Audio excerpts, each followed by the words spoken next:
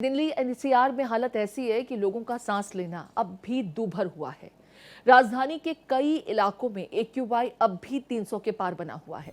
आनंद विहार की बात की जाए तो यहाँ AQI 412 दर्ज किया गया है, यानी बेहद खराब श्रेणी में राजधानी दिल्ली की आबोहवा अभी भी नजर आ रही है। हालत यह है कि लोग घरों से बाहर निकलते हैं तो गले में खराश, आंखों में जलन, आंखों से पानी गिरने जैसी शिकायतें बहुत आम नजर आने लगी हैं। इस बीच बढ़ते वायु प्रदूषण के चलते दिल्ली में ग्रैप 2 को लेकर के जो रिस्ट्रिक्शंस हैं वो अभी जारी है। आनंद विहार में AQI 412 दर्ज किया गया है। दिल्ली के ज्यादातर इलाकों में अब भी एयर क्वालिटी इंडेक्स 300 के पार बना हुआ है, जो बहुत खराब श्रेणी में आता है। दिल्ली में बढ़ते प्रदूषण की वजह से ग्रैप 2 की रिस्ट्रिक्शंस लागू हैं।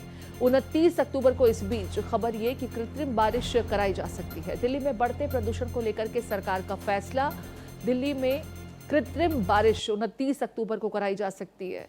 देखिए, क्योंकि अब 2 दिन जो हैं, आज से छठ पर्व की शुरुआत हो रही है। नहाई खाई के साथ इसकी शुरुआत हो चुकी है। कल खरना और उसके बाद अगले 2 दिन तक दिल्ली में घाटों पर अच्छी खासी भीड़ होगी। खासकर पूर्वांचल के वो लोग जो छठ का व्रत रखते हैं, उनकी मौजूदगी परिवार के साथ होगी। ऐसे में जो कृत्रिम बारिश कराए जाने को लेकर के फैसला है वो 29 अक्टूबर के लिए शेड्यूल किया गया है, यानी अगले 2 से 3 दिनों तक अभी दिल्ली NCR के लोगों को, क्योंकि आबो हवा में कहीं कोई तब्दीली होती नजर नहीं आ रही है। एयर क्वालिटी इंडेक्स अब भी बहुत खराब कैटेगरी में बना हुआ है और बारिश होने की मौसम विभाग की तरफ से कोई खास आसार नहीं जताए गए हैं।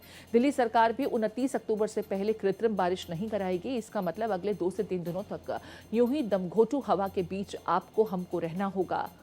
दिल्ली के ज्यादातर इलाकों में एयर क्वालिटी इंडेक्स खराब कैटेगरी में बना हुआ है। राजधानी दिल्ली में ऐसा महसूस हो रहा है कि आप किसी गैस चैम्बर में मौजूद हों।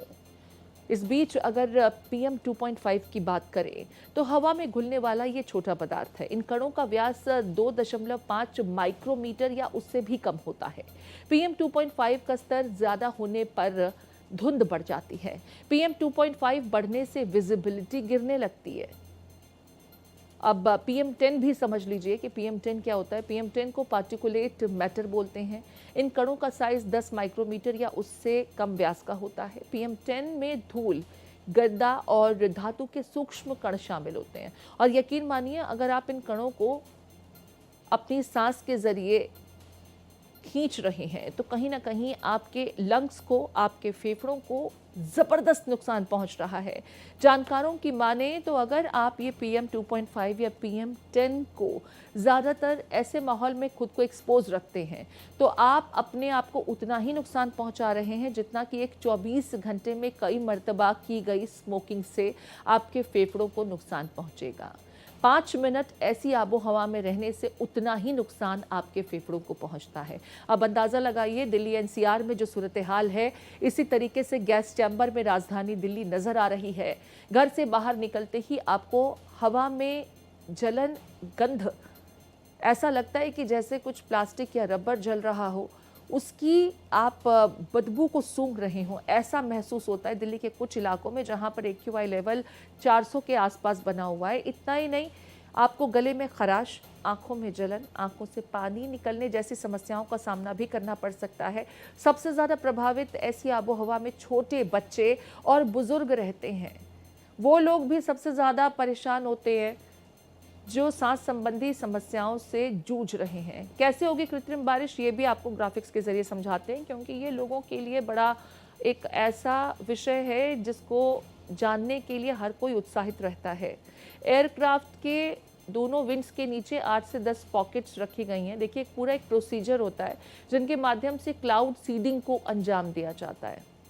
क्लाउड सीडिंग के जरिए ही आपको बता दें कृत्रिम बारिश कराई जाती है। एयरक्राफ्ट में मौजूद बटन दबाकर के फिर इसे एक्टिवेट किया जाता है।